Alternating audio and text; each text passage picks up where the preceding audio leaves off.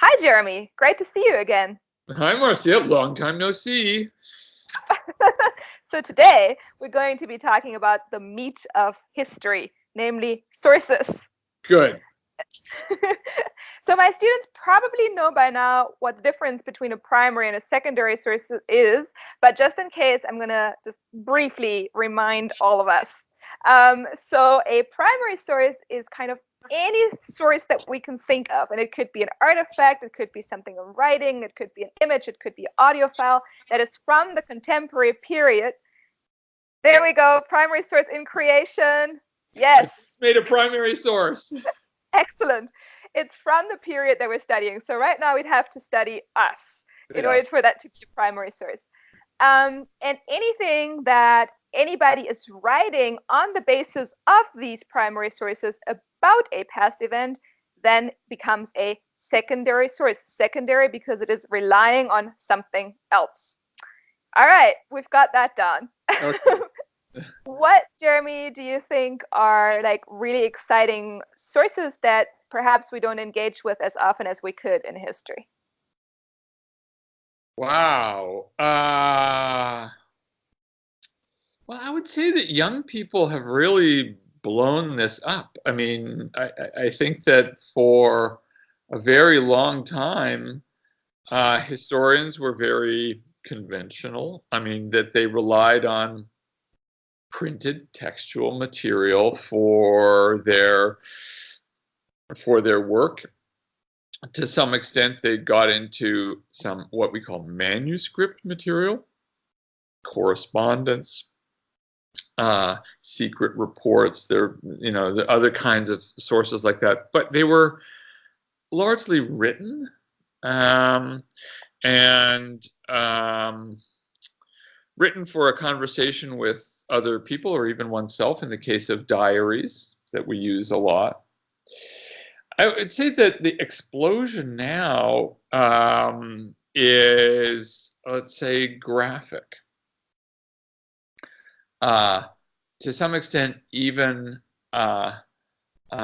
sound-based sources. I personally am not very, I mean, I know people are working on sound sources. I can't talk a lot about that because I really don't know much. I just know I have colleagues who do the history of sound and do history with sound. So I have a colleague who's done an incredible history of an intersection in New York City. Two streets intersected, and she has created 3 moments in time. What did that intersection sound like? And I think she did 1920, 1950, in 1980 or something, and did research to simulate the sounds of that intersection. That's pretty cool. Yeah, so one of the takeaways on that is that actually, even if New York City has become more crowded, it's become more quiet. It's not what we think. We think the cities have become noisier. Not Certainly true. counterintuitive, that one. Yeah. A lot, of course, has to do with mufflers that we put on cars and buses. In the old days, they didn't have them. But so sound, sight, what we look at has changed. So I just took that selfie. I do a lot of work now with photography, and not even just professional photography, personal photography, particularly for our students and collaborators in history dialogues. These are recording devices of the present that can be useful for telling stories for the future about the past. But the graphic imagery can include posters. So if you see a great poster on the street, take a picture. We have this great collection at Princeton University, because I'm a historian of Latin America, and in the late 1960s, people started to collect leaflets, pamphlets, posters, what are often called gray matter.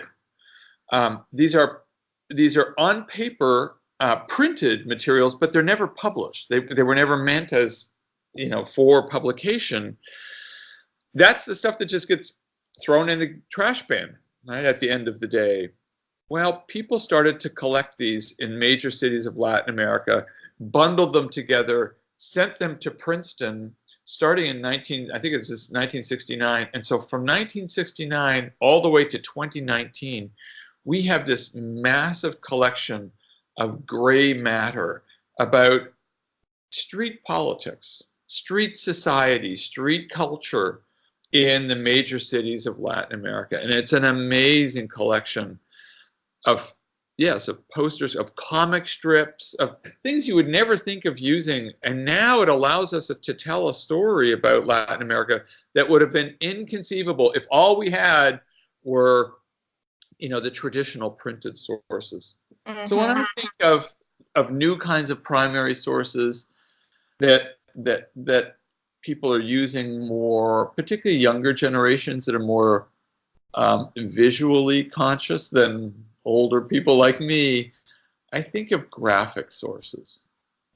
For sure. Yeah. I also recently have been to a conference where these were not historians, to be fair, they were anthropologists, but there's no reason why we should not learn from that. Yeah.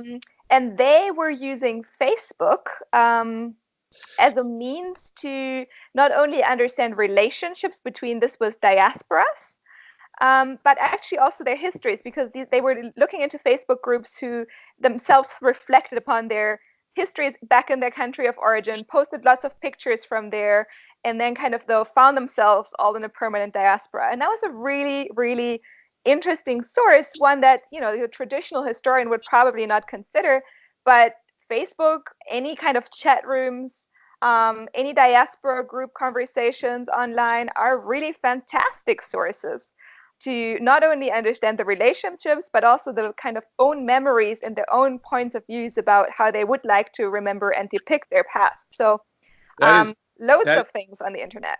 And that's an excellent point. I mean, so one thing that I've started to do more and more, even though I'm really a backwards guy, is take screenshots.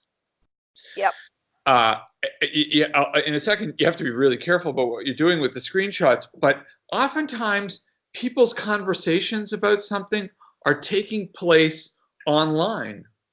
And how do you create a record, an archive of those kinds of conversations? That's right. And oftentimes it can be Facebook, it can be anywhere where there's a dialogue box underneath and people are commenting on each other, or Twitter, or, which I don't do any of this stuff, but I have taken lots of screenshots where people are, in a way, talking to each other in an online forum. I was going to say, you have to be careful about it because it can be not addicting, but I have way too many. So you have to, at the same time, think in advance, how useful is this going to be? Or otherwise you can create a mess that I have, which is I have files and files. I organized all my screenshots. I sort of did it too much, and I'm trying to dial it back now. But you're right that online sources, actually they blur the line that separates the word from the image, the text from the graphic. And oftentimes online, and you can start to see this elsewhere in newspapers and magazines, posters, the text and the image are always more entangled with each other than we realize. And even the sound online often, right? Absolutely, absolutely. So, but this is the way in which what is defined as a primary source has really exploded, and it's really exciting. I think we're also trying to figure out what kinds of norms and values. I know you're thinking a lot about this question of ethics and so on. What do we do with some of this stuff? I think is something we're still trying to sort out as professional scholars. Absolutely. So we always kind of in our classes get also to the borders of what history does currently. And I think this is one of those borders that we could absolutely push further, and we will push further as we get more, more data, first of all, on things like Twitter. As archives start also thinking about how to archive the digital footprints of the politicians, leaders, etc., etc. There's bound to be a lot of movement on what kind of sources we're seeing in work that will be written in 20 or 30 years, but also perhaps in your work. All right. Are there any final thoughts that you have on other sources that students could fruitfully engage with? Yes, back to secondary sources for just a minute. I mean, we've talked about the plagiarism issues and citations and communication, with other people, acknowledgement. Sometimes some primary sources are embedded in the secondary source, which is to say, Professor Marcia Schenk has this wonderful paragraph about something that happened in Mozambique, and she quotes somebody, and it's in quotes, and it's a great quote. Wow, it probably took Professor Schenk a year to get that quote, okay? It's amazing, but I really want to use that quote for my own work. So what do? It's a primary, so it's like a voice of somebody else. It's not Professor Schenk. What do? Well, luckily, we thought about this one, and there is an answer to it. Yeah. So historians can very well draw on the primary source. I mean, so first of all, there are two things, actually. So first of all, you could draw on it, and you could say, as cited in Professor Schenk's work, I herewith cite the primary source. And that is probably all that you need to be doing. But here's one final thing. Sometimes you're pretty close to the primary source, or you just got an idea that, oh yeah, it's there. So this would probably not be a worker in Mozambique. This would probably be more something like if I was citing a newspaper article from Mozambique that was accessible online. In that case, you want to go back and check that newspaper article yourself, because you could, and I might have made a mistake, who knows. So if you can, it's good to check up. But if you can't, as in the case of a worker interview, then you just say, as cited in Professor Schenk's work, Yeah, I mean, I agree with that. Double check your sources when you can. That can sometimes be a lot of work, but I agree that's a good practice. I guess let me be brutal here. I would say if you can't double check the source, but you really want to use that quote, whatever you do, do not use the quote and then put the interview date or the newspaper date as if you found it yourself. In other words, say your point about as cited in, do that. It goes back to the debt question.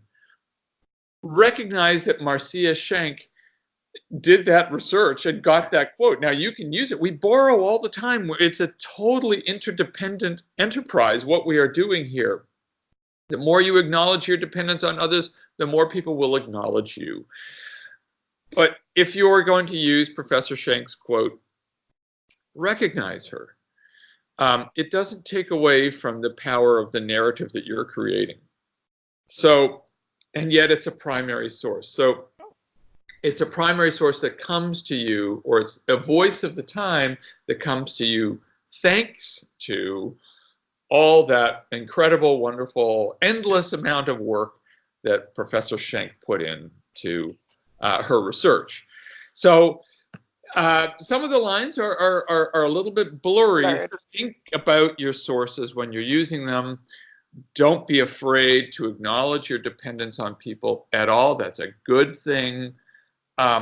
It expands the radius of the conversations you're having with people, right? That's always a good thing. Absolutely. And I think this last point was a really important one.